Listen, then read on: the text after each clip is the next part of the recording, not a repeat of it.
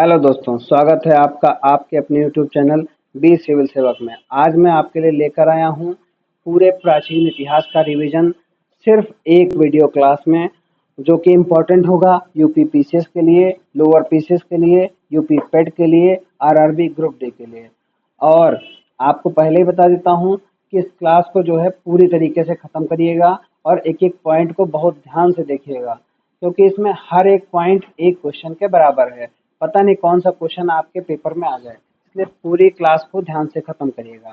तो आइए शुरू करते हैं। तो पहले नंबर पे है पाषाण काल। पाषाण काल को 3 भागों में बाँटा जाता है, पुरा पाषाण काल, मध्य पाषाण काल और नव पाषाण काल। जिसमें से पुरा पाषाण काल को पहले हम पढ़ेंगे, जिसमें से पुरा पाषाण काल को भी 3 भागों में बाँटा गया है। पहला है निम्न पुरा पाषाण काल, दूसरा है मध्य पुरा पाषाण काल और तीसरा है उच्च पुरा पाषाण काल। तो निम्न पुरा पाषाण काल के प्रमुख स्थलों को समझेंगे। सोहन या सोन घाटी जो कि पंजाब में है, बेलन घाटी उत्तर प्रदेश में, तिदवाना राजस्थान में, नेवासा महाराष्ट्र में और होनसंगी या होशंगी कर्नाटक में, पहलगाम कश्मीर में, पटने महाराष्ट्र में।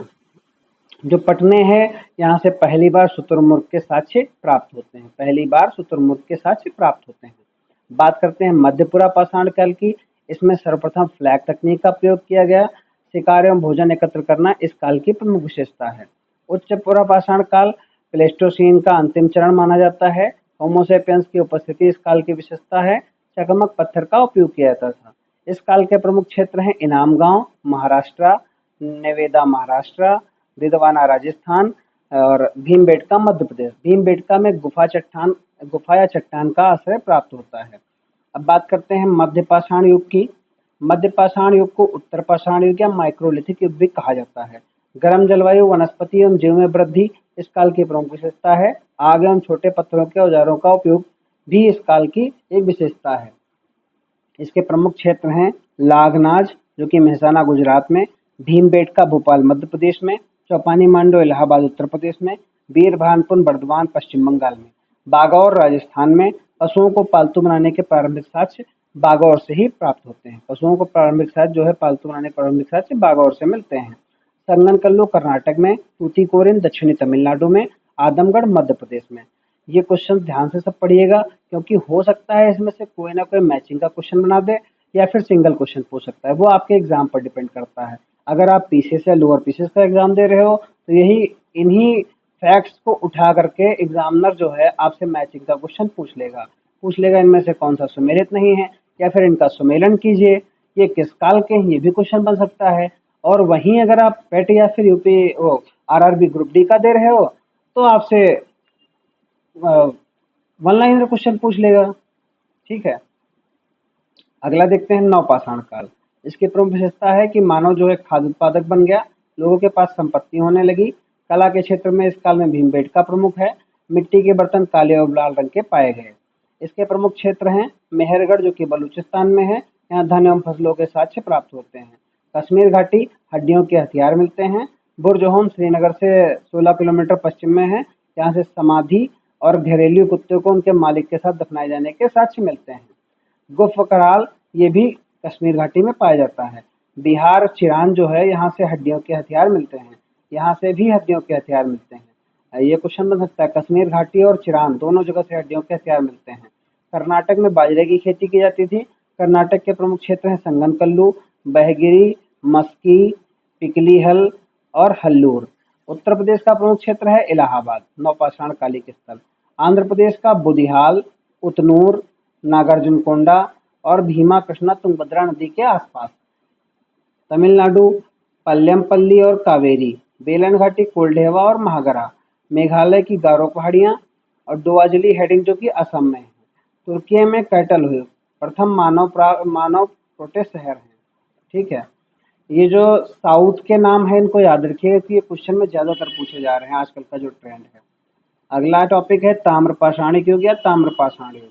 ठीक, तो ये जो है समझते हैं मानव द्वारा सबसे पहले खोजी गई धातु है तांबा। और ताम्रपाषाणी जो काल था ये रूरल समुदाय था, यहाँ दफन किया जाता था, लोगों को जलाया नहीं जाता था। घोड़ा एवं पक्के ईंटों की जानकारी नहीं थी।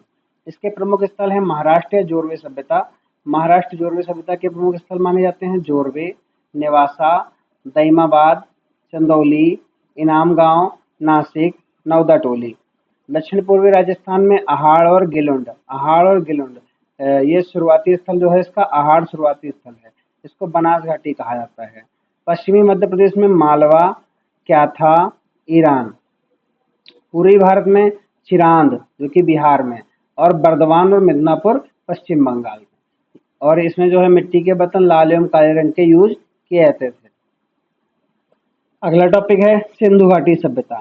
तो सबसे पहले इसके बारे में समझते हैं। शहरी सभ्यता थी, सिंधु नदी के आसपास पाई गई। इसका नामकरण एएसआई के निदेशक जॉन मार्शल द्वारा किया गया। यह भारत में पंजाब, हरियाणा, राजस्थान और पश्चिमी उत्तर प्रदेश में फैला हुआ है। इसके साथ साथ पाकिस्तान में पंजाब, सिंध और बलूचिस्तान प्रांत में फैला हुआ है। इसका विस्तार जो है उत्तर में मांडा, जम्मू कश्मीर से लेकर दक्षिण में दैमाबाद, महाराष्ट्र तक तथा पूर्व में आलमगीर यूपी से सुतकांगेडोर बलूचिस्तान तक है। इसके नगर जो है दो भागों में विभाजित थे, दुर्ग और निचला शहर। ये ग्रिड प्रणाली पर विकसित किए गए थे।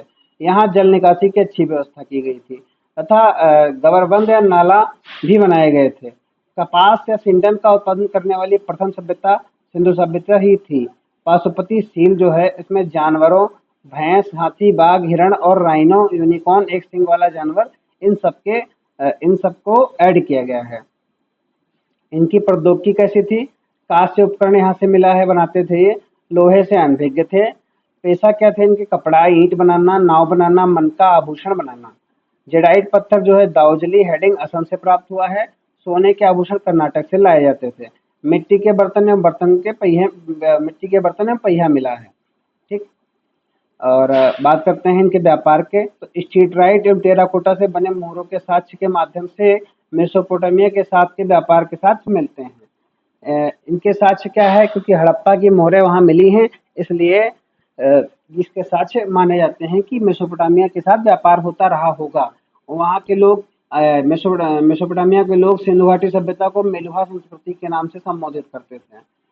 सिंधु घाटी सभ्यता में वजन जो है 16 गुणज के माप में मापा जाता था। वस्त्र विनिमय प्रणाली का प्रयोग होता था।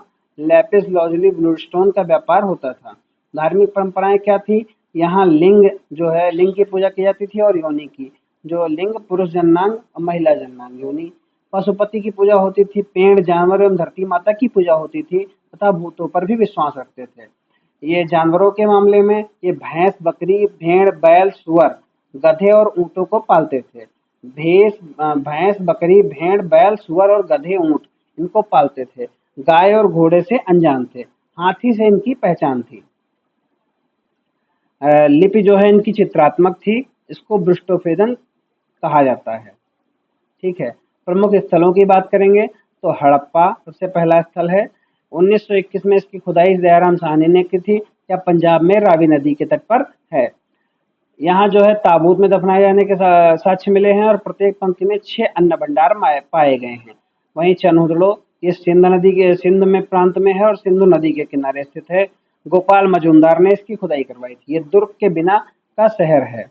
मोहनजोदाड़ो ये भी सिंध प्रांत में है और सिंधु नदी के किनारे स्थित है। राखाल दास बनर्जी ने इसकी खुदाई करवाई। यह सबसे बड़ा शहर माना जाता है। यहाँ से कांसे की नर्तकी की मूर्ति मिली है जो कि त्रिभंगी मुद्रा में खड़ी हुई है। स्टेटाइट दाढ़ी वाला आदमी की मूर्ति मिली है और देवी माँ की मिट्टी की मूर्ति मिली है। साथ ही महान स्नानागार व अन्नागार भी प्राप्त हुए हैं। लोथल जो कि गुजरात का क्षेत्र है, भोगवा नदी के तट पर है और प्राचीन बंदरगाह माना जाता है। इसे जहाज बनाने का स्थान भी माना जाता है, जिसे गोदीवाड़ा बोला जाता है। टेराकोटा जहाज यानी कि मिट्टी का जहाज भी मिला है। संयुक्त या युग्मित समाधि के साक्ष्य लोथल से प्राप्त होते हैं। यहाँ से अग्निवेदी भी मिली है। अगला जो है वो है कालीबंगा। कालीबंगा राजस्थान का क्षेत्र है। ये घग्गर नदी के तट पर पाया जाता है। घग्गर नदी के किनारे बसा हुआ था। और यहाँ जो है काली चूड़ियाँ मिली, इसी कारण से कालीबंगन कहा जाता है। यहाँ से हल का साक्ष्य मिला जो कि टेराकोटा हल है और जोते हुए खेत का भी साक्ष्य मिला है। 7 अग्निवेदी पाई गई हैं। सभी घरों में अपने अपने कुएं विद्यमान थे। सुतकांगेडो या सुरकोटदा तटीय क्षेत्र हैं और घोड़े की एक हड्डी प्राप्त हुई है। धोलावीरा जो कि गुजरात का क्षेत्र है, 3 भाग में विभाजित है, यहाँ विशाल जलाशय मिला है। राखीगढ़ी हरियाणा का क्षेत्र है और घग्गर नदी के किनारे स्थित है, यहाँ से टेराकोटा पहिया एवं खिलौने मिले हैं। भारत में सबसे बड़ा स्थल है, टॉप 5 में आता है, टॉप 5 में आता है। सिंधु घाटी सभ्यता के जो बड़े स्थल हैं उनमें टॉप 5 में आता है।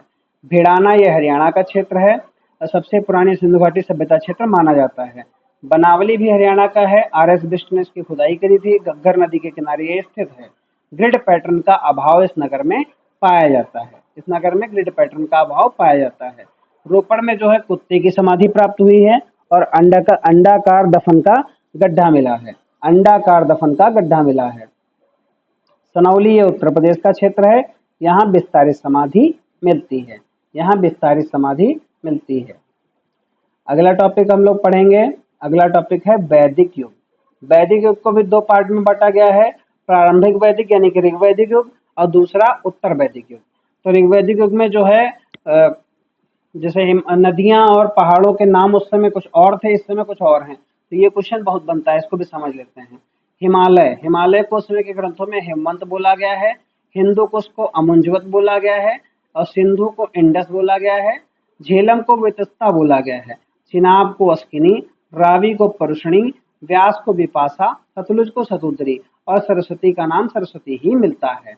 इस काल के समाज की बात करें तो इस काल का समाज 4 वर्णों में विभाजित था, ब्राह्मण, क्षत्रिय, वैश्य और शूद्र। ये विभाजन पेशा पर आधारित नहीं था, पेशा पर आधारित था, सॉरी, जन्म आधारित नहीं था। यहाँ बाल विवाह नहीं होते थे, विधवा विवाह मान्यता पर प्रचलित था।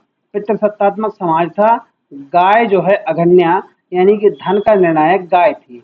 गायों का युद्ध जो कहलाता था वो गविष्ठी कहलाता था, गायों का युद्ध गविष्ठी कहलाता था। इनकी राजनीति की बात की जाए तो ऐच्छिक राजशाही जो है वो वंशानुगत थी। सभा, सभा क्या थी? कुछ विशेषाधिकार प्राप्त लोगों का समुदाय थी।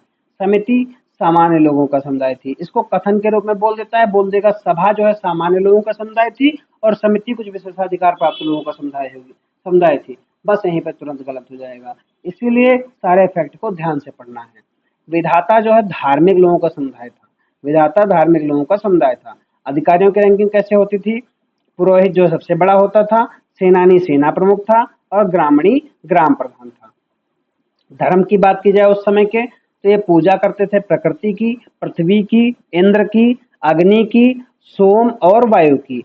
पृथ्वी, अग्नि, सोम, इंद्र और वायु की पूजा करते थे। रुद्र की पूजा करते थे, जीवों की पूजा करते थे, अदिति जो कि देवताओं की माताएं उनकी पूजा करते थे, सावित्री, गायत्री मंत्र इनको समर्पित है उनकी पूजा करते थे। कोई पशु की पूजा नहीं करते थे, इस बात का ध्यान रखिएगा। पूछ ले कथन की गाय की पूजा की जाती थी तो किसी भी पशु की पूजा नहीं करते थे। गेरुआ रंग के मिट्टी के बर्तन उपयोग किए जाते थे। गेरुआ रंग के मिट्टी के बर्तन इस काल की प्रमुख विशेषता है, इस काल की प्रमुख विशेषता है। अब बात करते हैं उत्तर वैदिक काल की। उत्तर वैदिक काल की तो उत्तर वैदिक काल में आर्यों ने पंजाब से लेकर पश्चिमी उत्तर प्रदेश और बिहार तक विस्तार किया। इस काल में विस्तार संभवतः हुआ लोहे के हथियार एवं घोड़े के कारण। आपको बता दें ऋग्वैदिक काल में लोहे का प्रचलन नहीं था। इस काल में लोहे के हथियार एवं घोड़े के मिलने के कारण जो है इधर विस्तार ज्यादा हुआ। इनकी कृषि की बात की जाए जो है तो आजीविका का मुख्य साधन थी विरही चावल और लकड़ी के हल। लकड़ी के हल कृषि के महत्वपूर्ण संसाधन थे। राजनीति की बात की जाए तो इस समय केंद्रीकरण की शुरुआत हुई। सभा में महिलाओं को अनुमति नहीं थी। समिति विधाता जो है उसको खत्म कर दिया गया। सभा बनी रही और समिति बनी रही, लेकिन विधाता को खत्म कर दिया गया। विधाता विधाता जो कि संबंधित था धार्मिक लोगों के समुदाय से, तो विधाता को समाप्त कर दिया गया। बलि जो है राजा को स्वैच्छिक भेंट दी जाती थी, उसको बलि बोला जाता था। अगर वर्ण व्यवस्था की बात करें तो इस समय तक वर्ण व्यवस्था जो है जन्म आधारित ना कर्म आधारित ना होकर जन्म आधारित हो गई थी।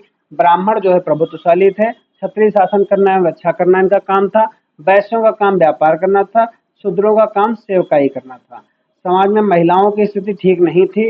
गोत्र प्रणाली का उदय हो गया था जो कि आज भी विद्यमान है। आश्रम आ गए थे, ब्रह्मचर्य आ गया था, गृहस्थ, वानप्रस्थ, संन्यास, इन चारों आश्रमों का परिचय हो चुका था। भूरे रंग के मिट्टी के बर्तन ही उपयोग किए जाते रहे हैं इस काल में भी। अब हम बात करते हैं वेदों की। इस काल के वेदों के बारे में बात करते हैं। तो वेद जो है, वेदों को जो है सबसे प्राचीनतम लेख माना जाता है। वेदों को सबसे प्राचीनतम लेख माना जाता है। वेदों को सबसे प्राचीनतम लेख माना जाता है। यह भगवान द्वारा प्रदत्त अपौरुषेय हैं, अपौरुषेय हैं। उपशाखा क्या है? संहिता जो है भजनों या रचनाओं का समूह है। पैराग्राफ में श्लोक लिखे हुए हैं। ब्राह्मण वेदों का अंत, बलिदान और अनुष्ठात है। अरण्यक में साधु जो कि जंगल में निवास करते हैं। उपनिषद या वेदांत ज्ञान का ग्रहण। उपनिषद की संख्या है कुल 108 और मुख्य है 10। ये क्वेश्चन बनता है। उपनिषद की संख्या कुल 108 और मुख्य 10। ऋग्वेद जो है सबसे पुराना एवं बड़ा वेद है। 10वां मंडल दूसरा 7वां मूल रूप से बनाए गए। 1028 जो है इसमें ह्रोत हैं और 10,600 श्लोक हैं। देवता प्रमुख हैं इंद्र, विष्णु और वरुण। गायत्री मंत्र तीसरे मंडल में है। भगवान सोम जो है 9th मंडल में ग्रहों के देवता हैं। पुरुष सूक्त जो है 10वें मंडल में है। ब्राह्मण मुंह से निकले हैं, क्षत्रिय भुजाओं से, वैश्य जांघों से और शूद्र पैरों से। इस बात को पुरुष सूक्त में बताया गया है। सामवेद मंत्रोच्चार की धुनें शामिल हैं इसमें। इसकी उपनिषदें हैं चंडोग्य और केना। चंडोग्य और केना। यजुर्वेद में द्वितीय खंड में जो है शुक्ल यजुर्वेद है और कृष्ण यजुर्वेद है, 2 प्रकार के। तो शतपथ ब्राह्मण शामिल हैं। इसमें ब्राह्मण जो है सबसे बड़ा है। उपनिषद ब्रह्मारण्यक उपनिषद प्राचीनतम उपनिषद है। कथा जो है नचिकेता की कहानी है इसमें उपनिषद में। अथर्ववेद जादुई सूत्रों का वेद है। 20 खंडों में विभाजित है। उपनिषद कौन सी है? मंडूक उपनिषद, सत्यमेव जयते यहाँ से लिया गया है। महा उपनिषद वसुदेव कुटुंबकम यहाँ से लिया गया है। वेदांग जो है 6 हैं। शिक्षा, कल्प, व्याकरण, निरुक्त, ज्योतिष है और छंद। दर्शन शास्त्र, दर्शन जो है कल्पना समाख्या है। न्याय दर्शन गौतम का है। वैशेषिक दर्शन कनाद का है। योग दर्शन पतंजलि का है। उत्तर मीमांसा बादरायण, पूर्व मीमांसा जैमिनी। अगला आपका टॉपिक, अब ये खत्म हो गया वैदिक काल। अगला टॉपिक है, आप इस बात का ध्यान रखिएगा कि रिवीजन क्लास है ना कि फाउंडेशन क्लास, इसलिए मैं सारी चीजें नहीं पढ़ा रहा हूँ। जो रिवीजन के लिए जरूरी है वही पढ़ा रहा हूँ। ठीक है, तो अगली बात पे ध्यान देंगे। जैन धर्म। ठीक, तो जैन धर्म जो है, जैन धर्म में टोटल 24 तीर्थंकर हुए हैं। जैन धर्म में टोटल 24 तीर्थंकर हुए हैं। पहले थे ऋषभदेव और 22वें थे अरिष्टनेमी, 23वें थे पार्श्वनाथ और 24वें थे महावीर स्वामी। जो ऋषभदेव हैं इनको जैन धर्म के संस्थापक माना जाता है। इनका जन्म अयोध्या में हुआ। इनका प्रतीक है बेल और वेदों में वर्णित है। ठीक, अरिष्टनेमी जो हैं वेदों में उल्लेख है इनका। और पार्श्वनाथ का जन्म वाराणसी में माना जाता है। प्रतीक है सर्प। महावीर स्वामी वर्धमान महावीर मुख्य संस्थापक माने जाते हैं। जैन धर्म के मुख्य संस्थापक माने जाते हैं। इनका प्रतीक है सिंह। इनका जन्म हुआ 540 बीसी कुंडग्राम वैशाली बिहार में। इनकी मृत्यु हुई 468 बीसी पावापुरी बिहार शरीफ बिहार में। पिता जो है सिद्धार्थ हैं, जनक्रिय वंश के क्षत्रिय हैं। माँ त्रिशला हैं, पत्नी यशोदा हैं, बेटी अनोजा प्रियदर्शनी है। प्रथम शिष्य जमाली हैं जो कि इनके दामाद हैं। गृह त्याग 30 साल में इन्होंने कर दिया। आत्मज्ञान कैवल्य जो है 42 वर्ष की उम्र में साल के वृक्ष के नीचे जंबिका ग्राम ऋजुपालिका नदी के तट पर प्राप्त हुआ। प्रथम उपदेश जो है इन्होंने पावापुरी में दिया। इन्हें जितेंद्रिय और केवलिन भी कहा जाता है। जितेंद्रिय और केवलिन भी कहा जाता है। जैन मठ बसादी। संरक्षक जो है इसके चंद्रगुप्त मौर्य थे, बिंदुसार थे, बिंबिसार थे और अजातशत्रु थे। जैन दर्शन जो है साहित्य इनका प्राकृतिक भाषा में मिलता है। मोक्ष के 3 सिद्धांत इन्होंने दिए हैं। सम्यक दर्शन और सम्यक चरित्र। इन्होंने प्रतिज्ञा, जीवन जीने के सिद्धांत भी बताए हैं। अहिंसा, सत्य, अस्तेय, अपरिग्रह और ब्रह्मचर्य। अहिंसा, सत्य, अस्तेय और ब्रह्मचर्य, इन्होंने जीवन जीने के सिद्धांत बताए हैं। ठीक, इन्होंने ये 2 भाग में आगे चलकर बट गए। दिगंबर वस्त्र धारण नहीं करते हैं। चंद्रगुप्त मौर्य भद्रबाहु श्रवण बेलगोला कर्नाटक गए। संलेखना उपवास से मृत्यु हुई। ठीक है, श्वेतांबर सफेद कपड़ा पहनते हैं। स्थूलभद्र इसके प्रमुख हैं। कारण मगध में अकाल, इसलिए इन्होंने कपड़ा पहनना शुरू किया था और ये दक्षिण में चले गए थे अकाल के कारण। परिषद या संगीति जो है जैन धर्म की संगीतियां पहली संगीति हुई है 298 बीसी में बिंदुसार द्वारा आयोजित हुई है। इसमें 12 अंगों का संकलन किया गया। स्थूलभद्र ने इसकी अध्यक्षता की। दूसरी वल्लभी गुजरात में आयोजित हुई। जैन वास्तुकला गोमतेश्वर या बाहुबली की मूर्ति श्रवणबेलगोला कर्नाटक में। रॉक कट गुफा मंदिर हाथी गुफा खारवेल उड़ीसा। उदयगिरी एवं खानदेगिरी उड़ीसा। दिलवाड़ा जैन मंदिर माउंट आबू राजस्थान। वस्तुपाल भाइयों द्वारा निर्मित। अगला टॉपिक है बौद्ध धर्म। तो इसके संस्थापक हैं गौतम बुद्ध। सबसे पहले इन्हीं के बारे में जान लेते हैं, गौतम बुद्ध के बारे में।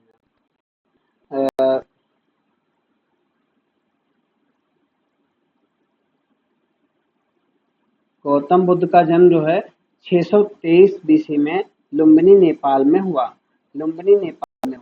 इनकी मृत्यु 483 बीसी में कुशीनगर में हुई। इनके पिता शुद्धोधन थे जो कि शाक्य वंश के थे। माता महामाया थी। महाप्रजापति जो है सौतेली माँ थी। पहली बिछुड़ी बनी गौतमी, महाप्रजापति गौतमी। पत्नी यशोधरा थी। बेटा राहुल। गृह त्याग इन्होंने 29 वर्ष की अवस्था में किया। इनके पहले गुरु बने अलार कलाम, दूसरे गुरु बने उद्रक रामपुत्र। आत्मज्ञान इनको मिला उर्वेला बोध गया बोधि वृक्ष के नीचे निरंजना नदी के किनारे। पहली उपदेश जो है इन्होंने सारनाथ में दी। पहला उपदेश सारनाथ में दिया। प्रतीक है कमल जो है इनके जन्म का प्रतीक है। घोड़ा गृह त्याग का प्रतीक है जिसको महाभिनिष्क्रमण कहा जाता है। बोधि वृक्ष आत्मज्ञान या निर्वाण का प्रतीक है। पहिया प्रथम उपदेश या धर्मचक्र का प्रतीक है। स्तूप जो है वह महापरिनिर्वाण यानी कि डेथ का प्रतीक है। इनके दर्शन की बात करें तो इन्हें बताया दुख का सत्य संसार दुखों से भरा हुआ है। दुख का सत्य कारण इसका है इच्छा। दुख के सत्य का अंत है आष्टांगिक मार्ग। सम्यक दृष्टि, सम्यक संकल्प, सम्यक वचन, सम्यक कर्म, सम्यक आजीविका, सम्यक व्यायाम, सम्यक स्मृति और सम्यक समाधि। दुख के अंत की ओर ले जाने वाले मार्ग की सच्चाई का अनुसरण करें, ये इन्होंने बताया है। बौद्ध धर्म से संबंधित विश्वविद्यालय हैं नालंदा विश्वविद्यालय जो कि बिहार में है। इसकी स्थापना कुमारगुप्त ने करवाई थी। और विक्रमशिला विश्वविद्यालय जिसकी स्थापना धर्मपाल ने करवाई थी, ये भी बिहार में ही है। उदांतपुरी इसकी स्थापना गोपाल ने की थी। स्तूपों की बात करें तो केसरिया जो है बिहार में है और सबसे बड़ा स्तूप है। धम्मेक सारनाथ उत्तर प्रदेश। रामभर कुशीनगर उत्तर प्रदेश। सांची मध्य प्रदेश। बोरोबुदुर इंडोनेशिया में भी इनका स्तूप है। संस्कृत में पाठ। बुद्ध चरित्र की रचना अश्वघोष ने की। जातक कहानियों में बुद्ध का पिछला जन्म शामिल है। करते चैत्य जो था चैत्य प्रार्थना स्थल था। बिहार निवास स्थान था। धम्म इनके धर्म को बोला जाता था और स्तूप भी इनके धर्म में प्रमुख था। तो जो है चैत्य और ये बिहार वाला क्वेश्चन ये बहुत बनता है, घुमा के बनता है उल्टा, ध्यान रखिएगा। पाली भाषा में पाठ इसका होगा। सुत्त पिटक जो है इन्होंने लिखा। शिक्षणगत संस्था कथाएं हैं। विनय पिटक अद्वैतवादी एवं संहिता है। अभिधम्म पिटक सुत्त पिटक का व्याख्या है। मिलिंद पनहोम मिलिंद और नागसेन। इनके प्रमुख संप्रदाय हीनयान जो है मूर्ति पूजा नहीं करते, पाली भाषा का प्रयोग करते हैं। और महायान मूर्ति पूजा करते हैं, संस्कृत भाषा का उपयोग करते हैं और बोधिसत्वों को मानते हैं। वज्रयान जो है तांत्रिक बौद्ध धर्म का पार्ट है। इनकी संगीतियां जो है पहली संगीति 480 बीसी में अजातशत्रु के काल में महाकश्यप की अध्यक्षता में राजगृह में हुई। दूसरी जो है वैशाली में 383 बीसी में कालाशोक के काल में सबा कमी जो इनके अध्यक्ष इसके अध्यक्ष बने थे। तीसरी जो है पाटलिपुत्र में हुई 250 बीसी में। अशोक के शासन काल में मोगली पुत्र तिस इसके अध्यक्ष थे। चौथी कश्मीर में हुई, कुंडलवन कश्मीर में। कनिष्क जो है कनिष्क के काल में यह संपन्न हुई। वसुमित्र इसके अध्यक्ष बने। बौद्ध धर्म दो भागों में यहाँ बट गया, हीनयान और महायान में। यहाँ हम लोगों ने बौद्ध धर्म से संबंधित सारी बातें समझ ली हैं। अब अगला जो है, अगला अगला टॉपिक है आपका महाजनपद। महाजनपद, तो महाजनपद जो है उनकी कुल संख्या है 16, कुल संख्या है 16। तो इसमें या तो राजशाही या गणतंत्र होते हैं, या फिर गणतंत्र जो थे इनको याद रखिएगा, बहुत पूछे जाते हैं। कुरु, कम्बिजा, वज्जी, मल्ल और साका, ये आपके गणतंत्र हैं, ये आपके गणतंत्र हैं, ठीक है। और उल्लेख जो है अष्टाध्यायी की पारणी में किया गया है। संस्कृत में 40 जनपदों का उल्लेख है। वहीं बौद्ध साहित्य के अंगुत्तर निकाय में 16 महाजनपदों का उल्लेख है और दीर्घ निकाय में 12 महाजनपदों का उल्लेख है। जैन साहित्य के भगवती सूत्र में भी इन महाजनपदों का उल्लेख किया गया है। अंग का राजा कर्ण था। वाराणसी का राजा अवरुण प्लस अस्सी नदी नाम पर वाराणसी है। उज्जैन क्षिप्रा नदी। वज्जी 8 देशों का संयोजन, जैसे जनित्र का विद्रोह और लक्ष्मी, ये है वज्जी संघ, ये इनका समायोजन करके बनाया गया था। जनपद, कौन कौन से जनपद थे, ठीक है। अंग अंग मगध, अंग मगध, काशी, वत्स, कोसल, सूरसेन, पंचाल, कुरु, मत्स्य, चेदी, अवंती, गंधार, कंबोज, अस्मक, वज्जी और मल्ल, ठीक है। ये तो हो गए महाजनपद। अगला टॉपिक समझते हैं मगध साम्राज्य। तो मगध साम्राज्य के अंतर्गत क्या आता है? मगध साम्राज्य के विस्तार के क्या कारण रहे होंगे? तो लाभप्रद स्थिति थी इनकी। इनकी राजधानी जो है राजगृह 5 पहाड़ियों से घिरा हुआ क्षेत्र थी। पाटलिपुत्र गंगा और सोन के संगम पर स्थित थी। इनकी 2 राजधानियां थी। बड़ी संख्या में हाथियों की उपलब्धता भी एक जरूरी चीज थी। और महान नेतृत्व सबसे बड़ी बात थी। समाज में मिट्टी के बर्तन पाए जाते थे। नॉर्थ ब्लैक पॉलिश्ड वेयर, निस्तक या सतमना पंचचिन्हित चांदी का सिक्का था। गिल्ड या श्रेणीस कारीगर और व्यापारी थे। शिल्पकला वंशानुगत थी। लोहे का हल कृषि आधिक्य के अंतर्गत आता था। बलि भगवान को अनिवार्य अर्पण था। इसमें पद जो है, धनी किसान जो है गृहपति कहलाता था। किसान अपनी उपज का 1/6 भाग अदा करते थे। गांव का प्रधान भोजक या ग्रामीणी कहलाता था। सीमा शुल्क पर संग्रहकर्ता सैलिका या शुल्काध्यक्ष कहलाता था। सैलिका या शुल्काध्यक्ष कहलाता था। इसमें कौन कौन से वंश आए? हर्यक वंश। सबसे पहले हर्यक वंश में बिंबिसार सबसे प्रमुख शासक था। इसने अंग को हराया। कूटनीतिक रूप से 3 पत्नियां थी। प्रसेनजीत की बहन, कौशल राजा का पुत्र जो प्रसेनजीत था उसकी बहन, और छेलना लिच्छवी की राजकुमारी, मदरा वंश पंजाब की राजधानी और पंजाब की राजकुमारी। अपने चिकित्सक जीवक को पीलिया से पीड़ित थे, उनको उज्जैन भेजा था। अजातशत्रु जो चिलाना का बेटा था, दूसरा शासक था, लिच्छवी को हराया और कौशल को पराजित किया। राजा की बेटी से विवाह किया। अपने पिता को मारा। प्रथम बौद्ध परिषद को संरक्षण दिया। युद्ध इंजन का उपयोग करके वैशाली को हराया। युद्ध रणनीति का उपयोग। उदयन अपनी राजधानी को पाटलिपुत्र स्थानांतरित किया। शिशुनाग वंश के संस्थापक शिशुनाग था। अवंती को हराया और मगध में विलय कर लिया। कालाशोक द्वितीय बौद्ध संगीति का संरक्षण किया। नंद वंश महापदम नंद था। एकरात टिटेल अर्थ साम्राज्य निर्माता। इसका एकरात टिटेल जो होता है इसका अर्थ होता है साम्राज्य निर्माता। धनानंद सिकंदर ने इसके काल में भारत में आक्रमण किया था 326 ईसा पूर्व। फिर मौर्य वंश की स्थापना चंद्रगुप्त मौर्य के द्वारा की गई थी। मगध साम्राज्य में इतना ही। अब अगली बात करते हैं मौर्य साम्राज्य की। तो मौर्य साम्राज्य में जो है, मौर्य साम्राज्य में प्रमुख शासक हुए हैं चंद्रगुप्त मौर्य, इसके संस्थापक थे। कौटिल्य की मदद से घनानंद को हराकर 322 बीसी में इन्होंने इसकी स्थापना की। सेलुकस निकेटर को हराया जिसकी बेटी हेलेना थी और उससे शादी की। बिंदुसार के दूसरे शासक यूनानियों द्वारा अमित्र घातक की उपाधि दी गई। संरक्षण आजीविका समुदाय को संरक्षण प्रदान किया। अशोक ने 12 साल तक शासन किया। कलिंग पर कब्जा किया 261 बीसी में। बौद्ध धर्म अपनाया। बेरीघोष के स्थान पर धम्मघोष का नारा दिया। अंतिम शासक जो है बृहद्रथ था, पुष्यमित्र शुंग के द्वारा हराया गया। अशोक के प्रमुख स्तंभ जो हैं चट्टान, चट्टान वाले प्रमुख हैं मेजर और माइनर। तो मेजर में जेम्स ब्रसेल सबसे पहले समझने वाले थे। 3 भाषा एवं 4 लिपियों का उपयोग किया गया है, प्राकृत भाषा, ग्रीक भाषा और अरामिक भाषा।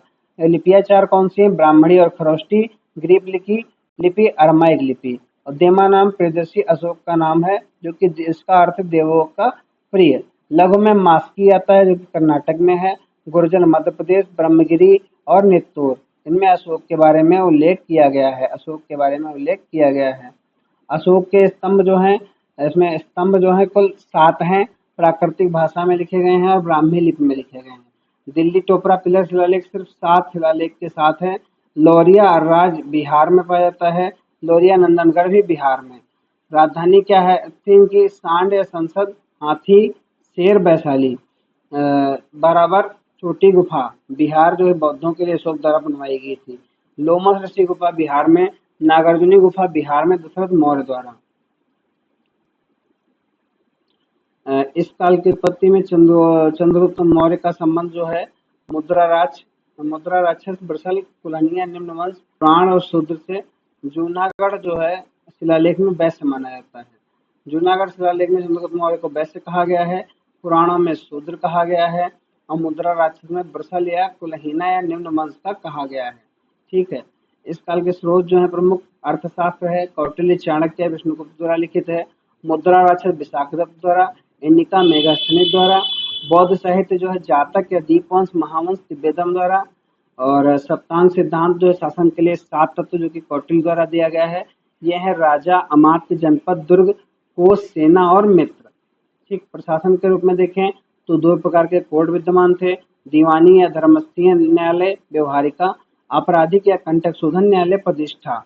ठीक। समाज जो है 4 वर्णों में विभाजित था। इंडिका में 7 वर्ग बताए गए हैं, गुलामी नहीं थी। और सेना में महिलाएं उच्च पदों पर भी जाती थी। आर्थिक स्थिति क्या थी? 1/4 से 1/6 कर लिया जाता था। बाली लुम्बिनी के लोगों के नहीं, कृषि कर के आधार पर चलता था। भोग जो है कृषि कर था और बाली जो कर था वो लुम्बिनी के लोगों के लिए नहीं था। बाली कर लुम्बिनी के लोगों के लिए नहीं था और भोग कर कृषि कर था। बंदरगाह पश्चिम में भरूच और सुपारा, पूर्व में ताम्रलिप्ति। ये पूछा गया क्वेश्चन है, याद रखिएगा। पूर्व में ताम्रलिप्ति। इस काल के प्रमुख अधिकारी थे सन्निधाता, जिसको मुख्य कोषाधिकारी बोला जाता है। समाहर्ता, जो कि राजस्व राजस्व के कलेक्टर जनरल कहलाते थे। गोप या लेखा खाता के जिम्मेदार कहलाते थे, गोप जो थे। और अछपटला जो महालेखाकार कहलाते थे। नगर प्रशासन के लिए सीताध्यक्ष, कृषि के लिए समष्टाध्यक्ष, बाजार के लिए नवाध्यक्ष, जहाजों के लिए शुल्काध्यक्ष, टोल टैक्स के लिए धम्म महामात्र, यह जानने के लिए धम्म का पालन हो रहा है या नहीं।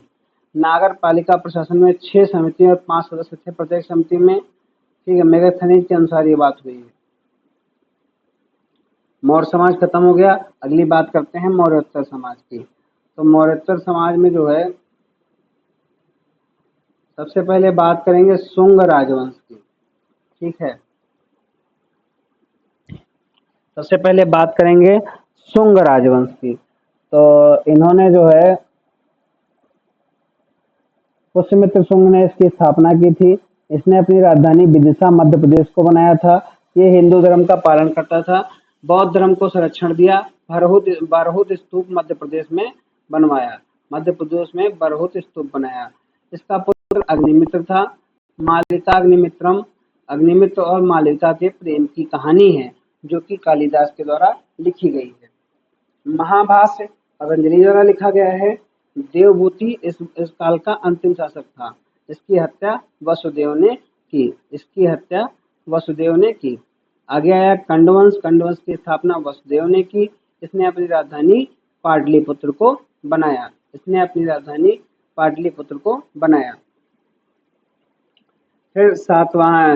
फिर बात करते हैं सातवाहन वंश की। वर्तमान समय जो महाराष्ट्र में था इनका क्षेत्र, इनकी राजधानी पैठण या प्रतिष्ठान थी। सिमुक सातवाहन इनका नाम, सिमुक सातवाहन जो संस्थापक थे। इन्होंने शीशे के सिक्के की शुरुआत की थी। गौतमीपुत्र सतकर्णी इस काल का महान शासक था। ठीक है। और इन्होंने क्षत्रप नाहीपिड़ा शक शासक को हराया था। ब्राह्मण वध का उत्कर्ष हुआ इस काल में। पितृसत्तात्मक और मातृवंशीय थे। भूमि दान करने की प्रथा शुरू की। ब्राह्मणों और बौद्ध भिक्षुओं को अनेक चैत्य विहार को चट्टानों से काटकर बनाया गया। अजंता एवं एलोरा की गुफाओं का निर्माण किया गया। स्तूप अमरावती एवं नागार्जुन कोंडा आंध्र प्रदेश में प्राकृत भाषा में लेखन होता था। इधर देखते हैं पहले में कुषाण वंश जो है, इन्हें युधिष्ठिर कहा जाता है। इनकी राजधानी पेशावर जो कि तब और मथुरा थी, पेशावर और मथुरा थी। देवताओं के पुत्र बोला जाता है, राजाओं के राजा। कड़फिसस जो है प्रथम राजवंश था। सबसे शक्तिशाली शासक कनिष्क हुआ, जिसे द्वितीय अशोक कहा गया। चतुर्थ बौद्ध धर्म परिषद का संरक्षण कनिष्क ने ही किया था। सोने के सिक्कों का शुद्धतम रूप इन्होंने ही लाया। रेशम मार्ग पर नियंत्रण और भारतीय समाज पर प्रभाव क्या पड़ा। मिट्टी के बर्तन जो है लाल बर्तन थे। परिचय घुड़सवार तकनीक और पगड़ी और शेरवानी। छत्रप प्रणाली, सैट्रप सिस्टम, सैन्य शासन यूनानियों द्वारा रणनीति दी गई। इसकी पूजा शिव एवं बुद्ध की जाती थी। बुद्ध चरित्र के लेखक अश्वघोष थे। महावेत्री एवं दिव्यदान इस काल के प्रमुख साहित्य हैं। कामसूत्र वात्सायन द्वारा। औषधि जो है चरक संहिता चरक द्वारा। पार्थियन जो है शकों के बाद आए। क्षत्रप वंश रुद्रदामन प्रथम। जूनागढ़ शिलालेख गिरनार गुजरात। सुदर्शन झील का मरम्मत पुष्यमित्र बैस ने मौर्य वंश में हस्तनिर्मित करवाया। जो मौर्य वंश में हस्तनिर्मित थी, पुष्यमित्र बैस ने उसका पुनर्निर्माण करवाया था।